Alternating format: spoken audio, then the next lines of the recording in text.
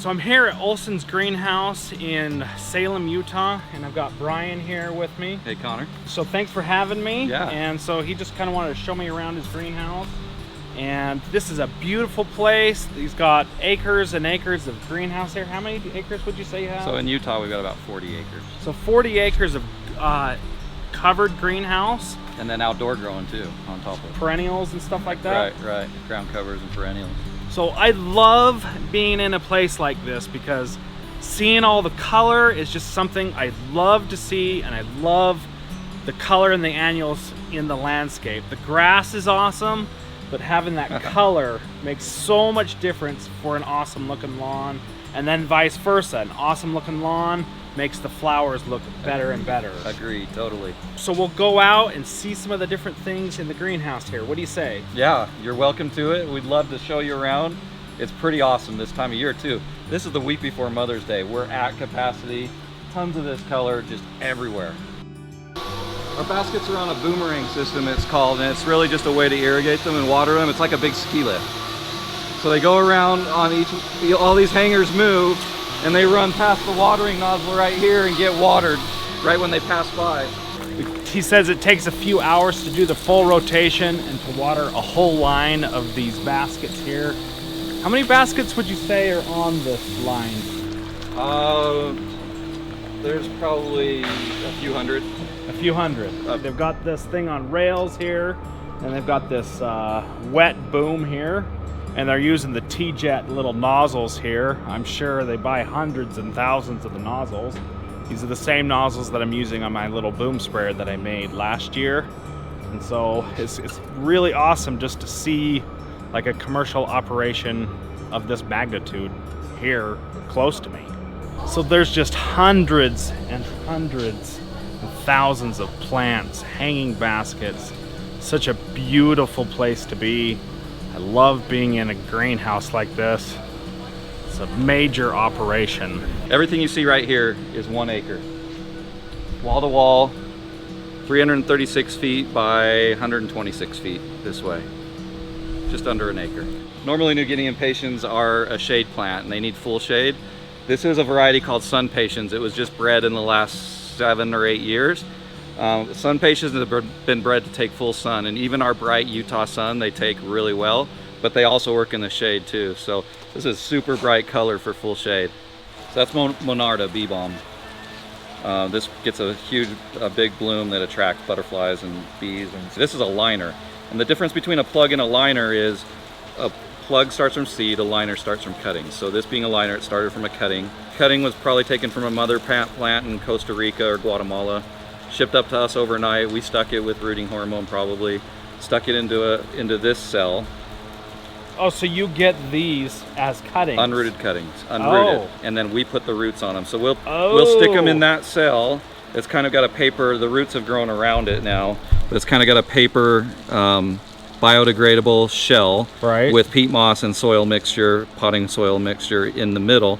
And then we will mist that cutting several times a day until it starts to put roots out a couple weeks later usually. And then once it puts roots out, we'll cut back on the water and we'll give it heat at the bottom. This all has heat in the floor. There's little hot water tubes running throughout the floor here, so we're heated from underneath. And that promotes rooting as well. And then once these are rooted, these will get transplanted into their finished pot like this. So those are liners. So this will go into like a 4-inch pot. Exactly. And probably a gallon for this bee balm, yeah. So how long will it take to go from the cutting to this size? So normally unrooted cuttings to root out and transplant is about 4 weeks. Okay. Depending on variety, 3 to 5 weeks. That's not too. It's not too long. These but have you've got everything here going for you with the heat, with the greenhouse, and then do you heat these greenhouses just through the floor? No, we have overhead unit heaters as well. So this is an unrooted cutting. I don't know if we put hormone on it or not. We only put hormone on certain varieties. Is that the gel or the powder? Powder is what we use. So a cutting like this, after it gets stuck, we probably mist it for a few seconds every 30 minutes. And if the sun comes out, we might increase that time. And there's somebody manually here. That's actually done by computer. Okay. So there's a computer will measure the humidity, the sunlight, the leaf temperature. These are all things that play into a plant losing water out of its system. And so, for example, if the sun comes out from behind a cloud, it needs water faster. Oh yeah. So it'll speed up the amount of time between mists. So these are the cuttings that come from Central America. Central America. So they're just selling you cuttings. Right. Somebody's down there in Central America. Taking them by hand with scissors, with a knife off a mother plant. Locals. Some locals working for pennies. And because you can't ship dirt plants with roots across the border, but you can ship unrooted plants. So seeds and cuttings come from Central America. They're both really labor intensive. The labor is super cheap down there. It's a very hand intensive process. So that's why most of them are done down there. They take that portion of the plant, they overnight it, FedEx to us, they put it in a little baggie, ship it up to us overnight, and we stick it in soil the next day so it doesn't dry out and die. How many are they like shipping overnight? Like a box this big? We could get 50 boxes this big in one day and stick them tens of thousands of cuttings in a day. But it fluctuates. I mean, that only happens for a short period of time as we build up our production. Basically from January till May, we're planting cuttings.